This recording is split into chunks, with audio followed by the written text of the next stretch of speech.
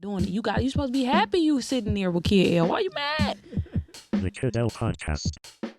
Rocking and rolling. We have O in the building. How you doing today, man? I'm doing good, man. What's going on? I'm chilling, man. You have your own auto broker. Yeah, auto brokerage firm. Yeah. That's pretty cool, man. What is an auto broker exactly for the people who don't know? An auto broker is someone who facilitate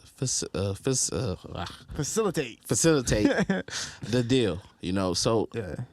I call it a bridge. Looking for a car, making sure you get the best deal, structuring the deal the best. A lot of times when you go to the dealership, they run your credit a whole bunch of times. We don't do that. We try to look at your credit profile. Since I've been doing it for a while, I kind of know by looking at your profile if you're going to get approved, what you can get approved for. Mm-hmm. So our job is just to make the process easy. Nobody wants to go to the dealership and wait 4 or 5 hours. Our clients typically, the car is either delivered to them or they come to the office and then they just pick it up. So our process is about 15, 20-minute wait. Really? Yeah, so I deal with a lot of clients that don't really have the time to even look for a car. I thought it's not financing, is it? Far as what you mean? Like if they're getting a car through you, right? Like it's just straight buy. Like they're buying it from you. They're not financing it, correct? Well, we do with financing and we do with new cars too. So if they finance, can they get the car the same day too? Yeah, typically I have a 24 to 48 hour. Okay. Once they get the car. So we do a lot of leases. We do a lot of financing, which is purchases. We do new and we do used. A lot of times we target first-time buyers. A lot of first-time buyers don't understand that, buying a second car is the most important thing. It's the second most important thing than buying a house, obviously. So my job with first-time buyers is to educate them through the process. Don't run your credit, understand financing, understand interest rates. So I try to educate them along the process.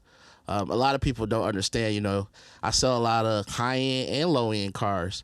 And I try to teach and I educate my clients on a two-step rule. A two-step rule that I use for my client is typically crawl small and then you can run. So what I mean in that terms is you can get a Kia for now and then in 7 to 8 months you can get an Escalade.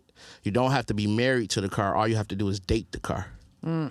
Yeah. So that's And that's just for people that never had a car loan or they want, I have clients that come, they get a car right now, and then they come back 2 years from now and they get a newer car. It just depends on, but you can't, you can't just jump into a Hellcat and you never even had a car loan before. You can if the money is right. Yeah. Yeah, you can get anything if you're going to put the money down, honestly. Let's get into your backstory a little bit, man. Where are you from? I am from Linwood. Okay. I grew up on Linwood in Sturtevant. I went to McCullough, then I went to Longfellow, and then I went to a charter school. What was life like growing up for you in Detroit? I had a great childhood. I grew up in a 2-parent home. I had a father that, was very strict. I didn't really have too many problems growing up, honestly. As over there, a lot of my clients I grew up with now, so I have a lot of clients from Linwood that have supported me in the beginning when I started this process. So I'm really grateful about that. So yeah. And when did you decide to get into entrepreneurship? Entrepreneurship is something that I always wanted to do. It used to be over there on Linwood. It's a grocery store that I used to sell peanuts at. Yeah. My dad used to make me go up there and sell peanuts. So he would say, if you wanted some money, you're going to have to work for it. He taught me that at a younger age. So people used to laugh at me. All my friends that I used to grow up with over there, they used to laugh at me selling peanuts at the grocery store. But what it did was it taught me salesmanship. And then my dad used to sell clothes at Hart Plaza downtown. And he would have me walking around selling hats and stuff like that. So, I learned salesmanship at a younger age. And then I learned, from seeing him be an entrepreneur. And he also had a job, too. I knew that I wanted to become an entrepreneur at a younger age. Cool. Can you drag that microphone into you a little bit? Yeah, just pull it in. Yeah, that's good. So you're learning to become an entrepreneur young. Your dad's kind of helping you understand how to be independent. Mm-hmm. What was like your first business venture? First business venture, I threw a party when I worked at the casino. Really? Yeah, I threw a party at the casino. I think I made like $700 just charging people $10-15. And I think I threw that party with Justin Floyd, who's also a client of mine. And that was it. After that, I was just like $700, and I made it in like 3-4 hours. I was hooked. How did you get into the car business? The car business actually found me. Like I said, I have had a struggle with being an entrepreneur. I used to work at the casino. I lost my job at the casino. I was fired from the casino. And then I got evicted. What did you get fired for? I was late a couple of times. So, I had a history of, because I was trying to throw parties, learning how to be, wanted to learn how to be a promoter at that time. So I was always hanging out, and then I had to be at work at 4 a.m. Yeah. But at this point, this being the third time me being fired. And then recently I had at that time, my father had died. So like a year later, I had got fired from the casino. So I was, after my father died, I was really determined to become an entrepreneur. I was like, I got to figure it out. You know what I'm saying? So, when I got fired, I didn't even know how I even got evicted, because that time from me being fired to being evicted happened quickly. Yeah. Got evicted.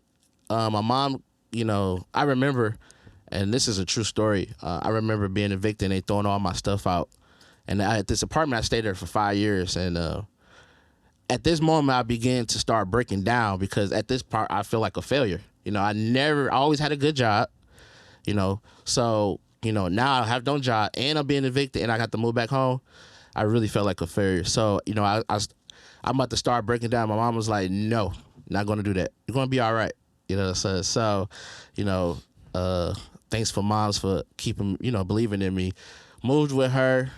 It was a struggle because I haven't lived with my mother and me a long time.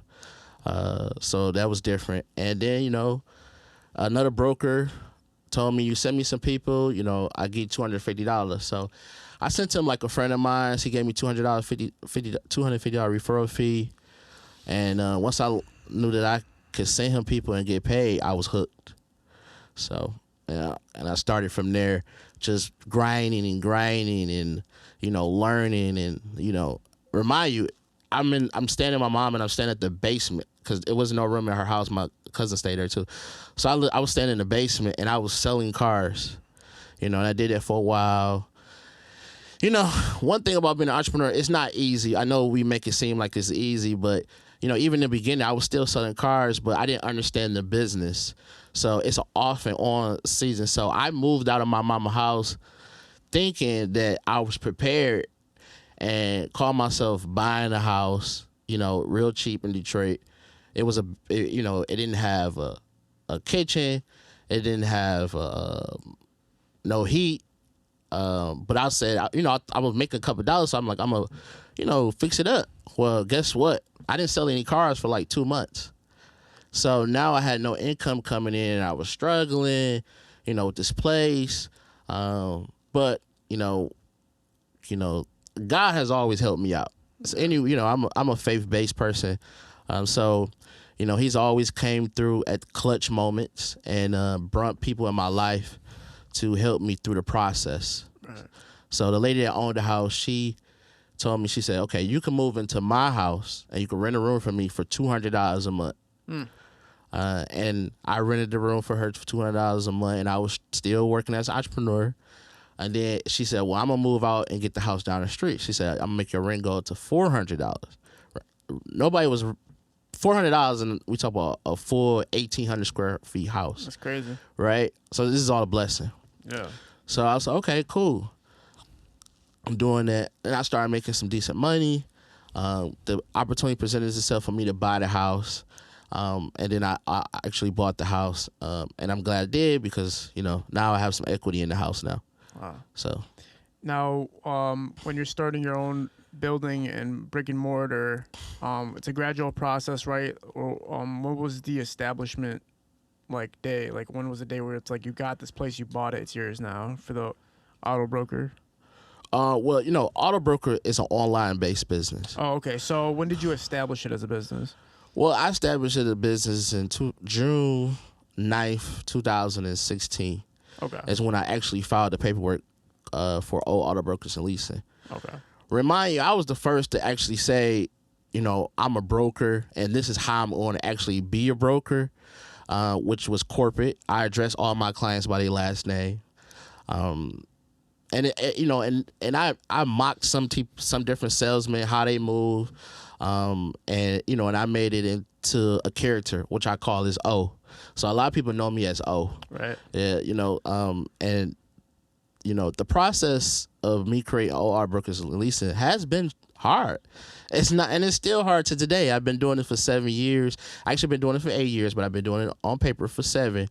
And to this day, it's still hard. But what I have, and I thank God, is I have built some solid relationships off of it.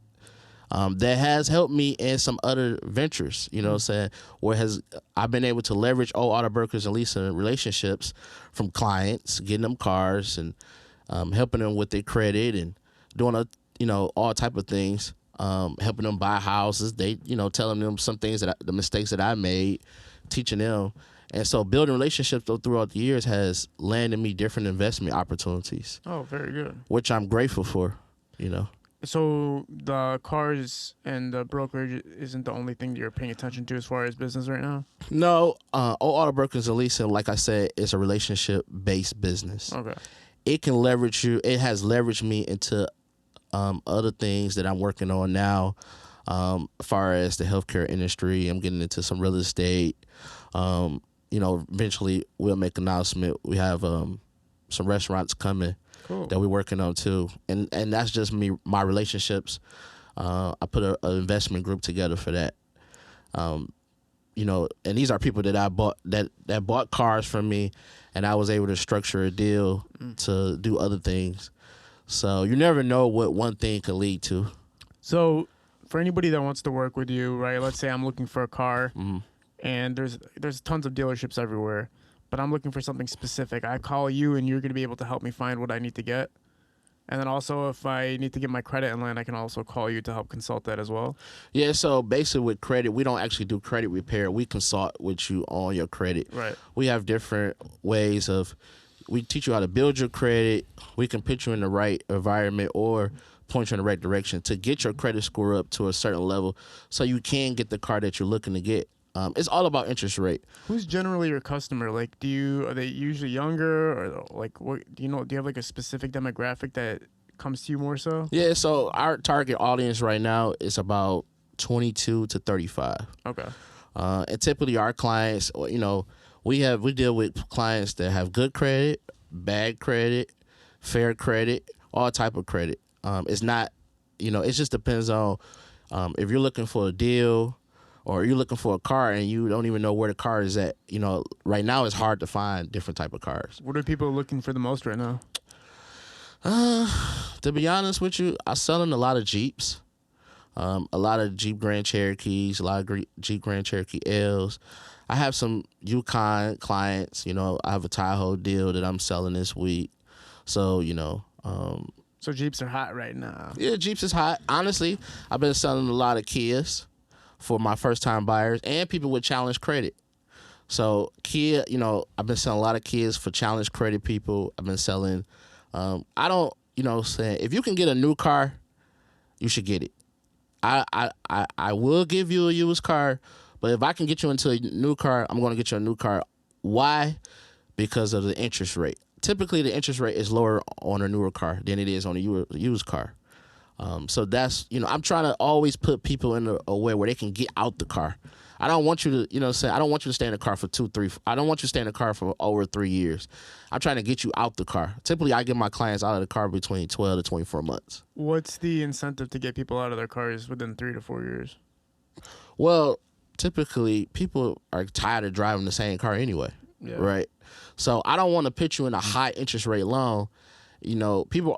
A lot of times people come to an end in a rush to buy a car, right? Yeah. We get that all the time. People are in a rush to buy a car, and they're like, I need a car. I understand you need a car, but you always needed a car. You didn't. You've been Ubering, catching the bus, whatever you've been doing for a minute now. Just give me some time, because my goal is to structure the best deal for you. I know it don't seem like it all the time, but I always try to put my clients in good predicaments where they can get out the car. Right. You know, Because people get excited to buy something new sometimes. Yeah. But when it comes to a car, that's a thing where you still have to make a conscious, logical decision about what you're actually getting and what Right. you're getting yourself involved in, right? yeah, and I, you know, I have a lot of clients with, you know, a lot of money, and they want what they want. And my goal is to make it happen, but it's also to educate them. You know, now me being in the business for 7 years and where I'm moving to now is more of teaching my clients on how to manage their money. So why? Because I have been through some things. I have learned. I blew a lot of money and I done made a lot of money. See, the thing is, you really ain't a boss until you done lost it all and you can make it back again. Mm-hmm. You know, I always say that. You know what I'm saying? I come from the bottom. I done been here, lost it, came back again, lost it. So my thing is, I need to start teaching these people. I'm making these mistakes. I don't want you to make the same mistakes. So I have clients that come in, you know, they got $40,000 watches on, $100,000 in chain, but they don't have driver's license, right? And it's not that they can't afford to get their driver's license, or it's not that they can't afford to get their credit. It's just that they either don't know how have the time, or they not prioritizing. Yeah. You know, so my job is like, man, okay, this is what you need to do to get your license. You need to do this. This is what you need to do to get your credit. You know, put some money on to this account. Create you a business. You know, I have a lot of clients that, you know, they barbers, and they don't even have LLCs. You know what I'm saying? And it's not something that's like a bad thing. It's just that nobody's taking out time to educate them. Right. So I have the thing that they want. I have the cars. So while I'm getting them the cars, I'm still trying to educate our people on, you know, how to leverage your credit to get business funding, how to get business funding and use the money to buy assets and not liabilities. Right. And I know it's a lot of people are, you know, teaching these things, but these are some of the things that I have learned over the past year or more of really understanding that when you get a $30,000 credit card, you don't go to the mall and buy all Burberry. Right. Because I've been there, right?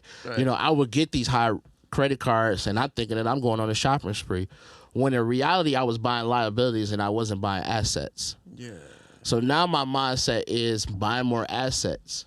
And it's okay. You know, we going to make mistakes. It's not a problem. We all make mistakes. It's you know, people are so afraid to fail. And it's like this big thing, like everybody got to be perfect. Everybody got to present themselves like some way. You know, I'm not trying to present myself any type of way. I've been through a lot. I've failed a couple of times. And in life, I'm probably going to fail a couple more times. It's okay. Yeah. Right? No, I have a lot of friends like that are like rappers and stuff. And some of my friends that are rappers that don't have much money, I notice how much they spend on their clothes. And I'm always like, damn, man. Oh, I love rappers. Rappers are some of my favorite clients. For real? Yeah, you know, because, you know, I understand rappers. You know, I understand that, you know, they have an image that they want to keep, you know. And I have some rapper clients that make a lot of money. Yeah. You know what I'm saying? So, and then I have some clients that was rappers that are now becoming businessmen. Mm-hmm. You know, and they asking me for advice like, oh, what you think about this? Oh, what did you think about that? And I'm just giving them my advice. What's the most sought out advice that you usually give to artists? Your mental, protecting your mental. Right. You know, we got this big thing about money, making money, you know, all this thing, but none of that matters if your mental is not together. Right. You know, I'm a big component about mental awareness, and understanding that, you know, we have to take out time for ourselves. You know, if it's exercising, if it's going on a vacation by yourself, if it's not putting your phone on do not disturb. You know, we got to take these times out as entrepreneurs, artists, or just regular people 9 to 5. You know, it's a lot of people that's doing suicide, as we know, that have a lot of money. Why are they killing themselves? Yeah. It's not just the money, you know, so. No, that's a good point. It's people have all the external fulfillments, but you still see them miserable. So it's like, you know, most people can look at that and be like, okay, that's not the key to success and happiness then. Yeah. What's when you're talking about anybody from the city or anybody from Michigan or any of your clients, what's the worst investment that you see a lot of people making? The worst investment. Honestly, between buying, materialistic clothes, All right. I have seen clients, they might have, a $10,000 outfit on or just a $5,000 outfit on, right? But they need reliable transportation or they don't have their credit right and they won't spend $5,000 into their credit. Let me just tell you guys, credit is the most important thing when it comes to building wealth. I'm going to say that again. Credit is the most important thing when it comes to building wealth. Right. Why? Because every time that I failed, I was able to rely on my credit to get me back up. Mm-hmm. Now I have had some relationships too where they was able to help out too, because that's another thing. Success is about definitely you need relationships to be successful, but credit credit is so important. I don't even know how. And I used to sell cars and had bad credit, right? The first 2-3 years I was selling cars and I had bad credit, right? Until I started saying, then I started understanding. I started practicing my craft, understanding what interest rates needed. What was the credit score that was required, and then I got to a point where now I'm like, okay, well, I can leverage my credit to buy me assets. What do I mean? I can take a $30,000 credit card and I can go buy a car from the auction that might cost me $30,000, and then I can sell it to a client for $33,000. Now, what did I do? I never even used my money. I made $3,000 off my credit card. Yeah. Right. I watched this speaker talk about that one time. He said, "I'm going to teach you how to make money without using any of your own money." Well, I'm a big, some people don't like it, but I really, really think that you can become rich by using other people's money. You really can, and I'm learning more about it. I don't know everything about credit. I don't know everything about business credit, but I do know some things, and I can't teach you something that I never done. You know what I'm saying? So I can teach you what I have done. I have a $40,000 credit card.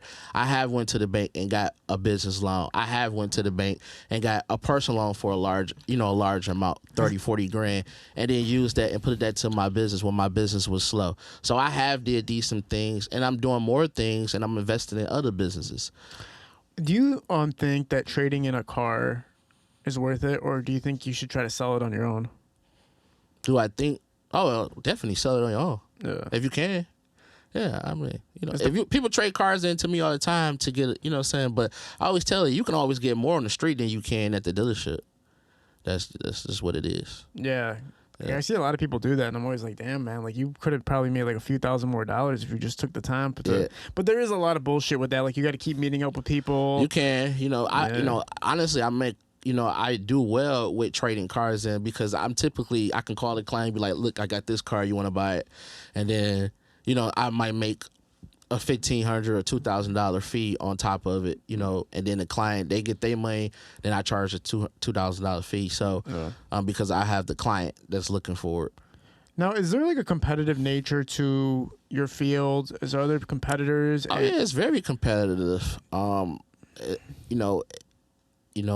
That field, you got the dealership, you got other brokers, you got people trying to be brokers. You got it's definitely competitive. Yeah. How do you separate yourself?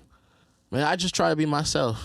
You know what I'm saying? I try to be myself. I have learned to have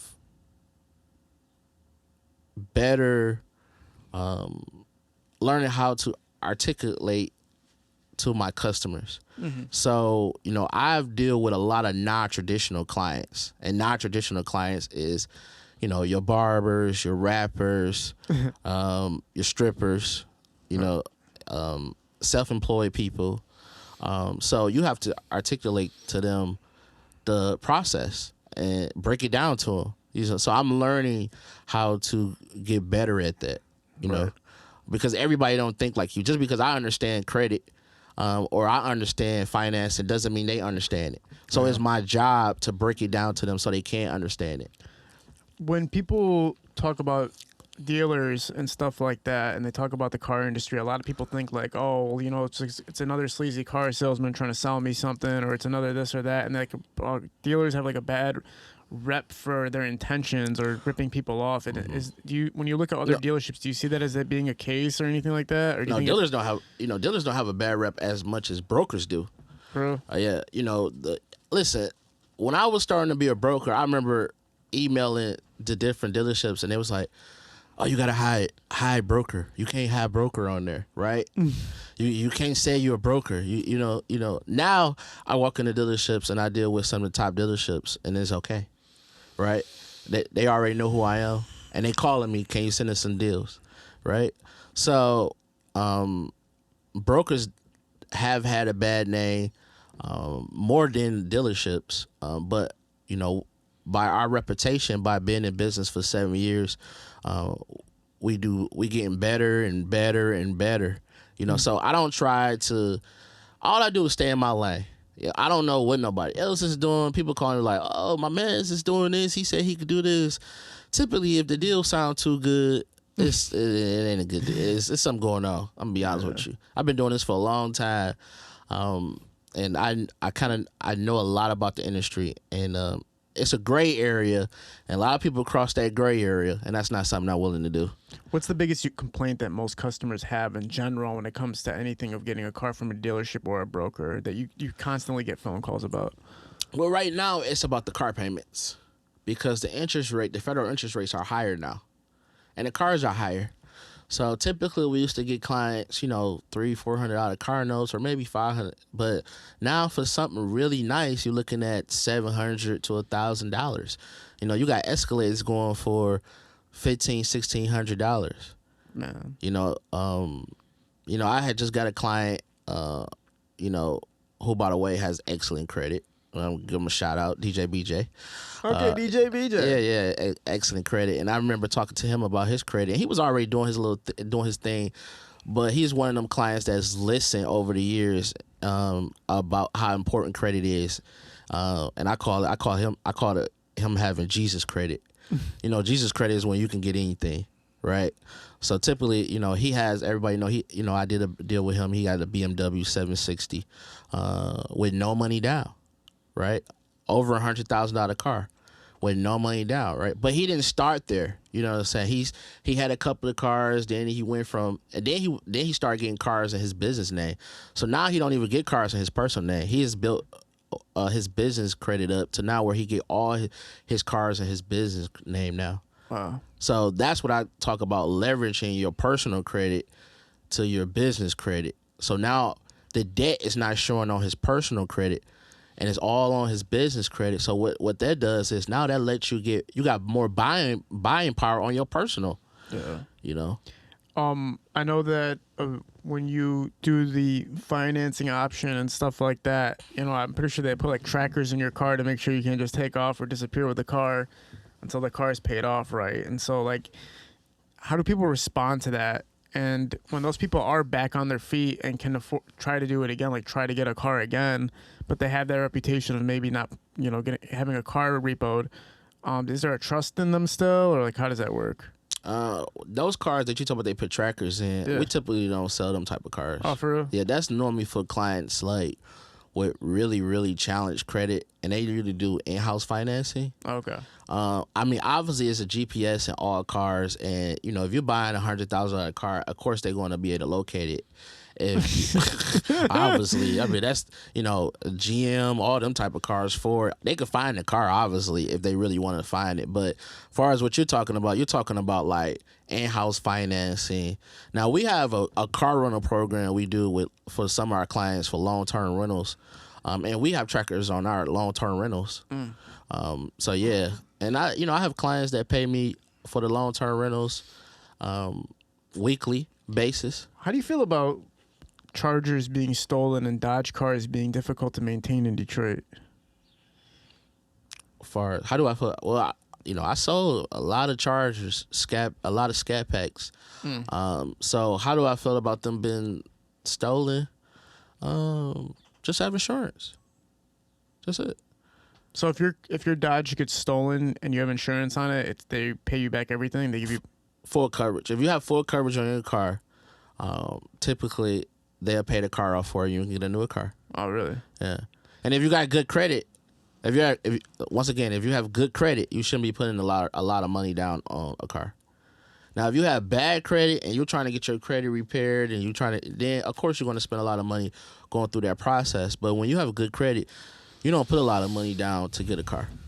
So my clients that have good credit, they don't put a lot of money down to get a car. For you personally, what's been like the biggest highlight for you as far as your entrepreneurship and everything you've accomplished so far?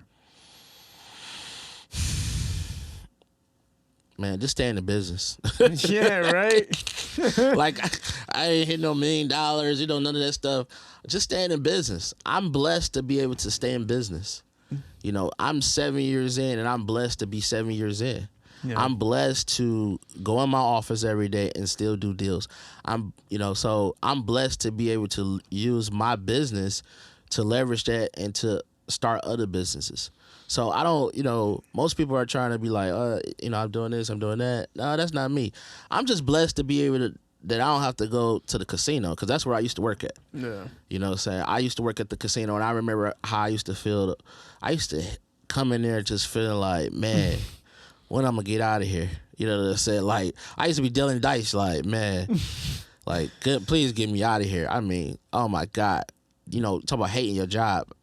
I love the environment. I love working there, but I just hated what I used to do. Yeah. And I hated working for someone. So for me to work for myself, it's a blessing. What's your biggest goal right now for the business? My goal for the business is to add something to it. So I'm looking to maybe the next couple of years to add either, collision shop, mechanic shop, just to add something to it. Right now is old auto brokers and leasing. Plan on changing that in a couple of years to old auto brokers and something else. Cool. But, like I said, my goal for old auto brokers is just to build relationships. I can leverage the relationships into other things. That's where I'm at with it now. I don't have to have, 1,000 clients a month. I'm okay with I just want to build solid relationships. Right. How many people work with you? Right now I have 2 assistants and a sales manager. Oh, cool. So, like I said, I'm blessed to make payroll. Sometimes it's struggle. It's still a struggle when you're paying employees and you keeping staff and, you're trying to maintain your books and profit, But I do it. So I'm blessed to do it every week, every month, and I've been doing it for 7 years. Yeah. Yep. Is there anything you want to promote or anything you want to put out there for people to know about? No, just, my, you didn't ask me about, I lost 5, you didn't tell me, I told you I lost all the weight. You lost a lot of weight. Yeah, I apologize, man. That's my biggest accomplishment, not the business, not none of that stuff. I'm blessed to have a business, but my biggest accomplishment is, I was 5, at one point I would think I was 5'15". So I lost, I lost 260 pounds, 200, actually it's 255 pounds. Wow, man. I lost that, and I had the sleeve. And it's still a process with the weight journey. It's been 3 years, so it's still a process. Now, what's the best exercise routine and dieting routine to help lose weight? How'd you do it? I mean, like I said, I had the sleeve, and after I lost, what's sleeve mean? So, gastric sleeve. Oh, okay. I had the sleeve, and then after that. I was walking, but honestly, when I noticed it, it's about portion control, really, portions. Just not eating a lot. I used to eat a lot. Now I can't eat that much. I work out. I don't work out like I'm supposed to, but I do work out, and I just try to stay active, and I just be mindful of what I'm eating. A lot of time, my emotions played a part of that, and me being heavy like that. Me losing my father. After that, I think I gained about 150 pounds after losing him. So, that played a big deal, and a lot of times, not even just weight. It could be drugs. It could be alcohol. It could be all of these things that we do when we don't attach or when we don't address the problem, which is the problem is grief. A lot of times, we don't address that. We don't address that we lost our best friend that we used to go to the store with. We don't address that. Or our homie that got shot. We don't address that. Everybody need to go to grief counseling. Yeah. It's something that it need to be in our community because it's a big thing. It plays a part in a lot of crime that's going on. A lot of it, because your emotions. You're grieving your emotions, and a lot of times we don't have control over our emotions. Yeah, You know? I totally agree with you. That's something when you keep burying your emotions and burying your thoughts and everything, and you're using like a substance or food or whatever it is to kind of ignore Yeah, it could be like, I mean, when I worked at the casino, people was gambling. Gambling, anything, you know what I'm video saying? games, anything could be. If you're doing too much of something, Too right? much of something, you know what I'm saying? So we have to learn how to control our emotions, which I'm learning. I'm getting better and better about controlling my emotions, so we can be, wealthy. Everybody want to be wealthy. Everybody want to have good money. Everybody want to have good relationships. Everybody want this dream life, but it requires a lot of work. Yeah. It requires a lot of work, and I think a lot of entrepreneurs don't talk about the grind. A lot of times people see me like, in the suits, what I'm saying, with, the weight loss, new teeth. They're like, oh, you get money. And I'm like, nah, you know what I'm saying? I'm really learning how to budget my money very well. See, I learned that it's not about how much money you make, it's about how much money you spend. So now my angle is I'm typically buying assets and they're paying for my liabilities. Right. You know what I'm saying? So that's what I'm trying to teach my clients. And that's what I'm trying to, I want to really get good at it so I can teach that, have a program and teach it to young adults and young kids, the youth, because they need to know the importance of financial literacy. Like, it's very important. Like, I'm not kidding you. Like, I know so many clients that have a lot of money, but they have no assets. Yeah. You know what I'm saying? And it's something that we don't talk about. It's something that we think that's cool. Because, a client can have, I used to do it. We all do it. Some of my clients, they have $2,000 jeans on, they got $10,000 watch, but then they got bad credit, or they have challenge credit. Why? Because they just don't know.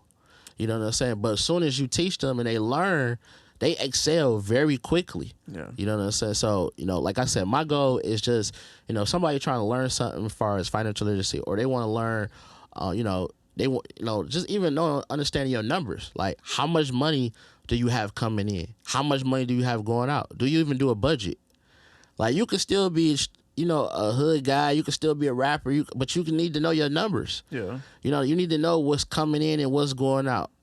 Every quarter, you need to know what a quarter is. When you in business, like as an artist, you're a business owner. You need to know what a quarter is. You got 4 quarters in a year. You need to know what the months are.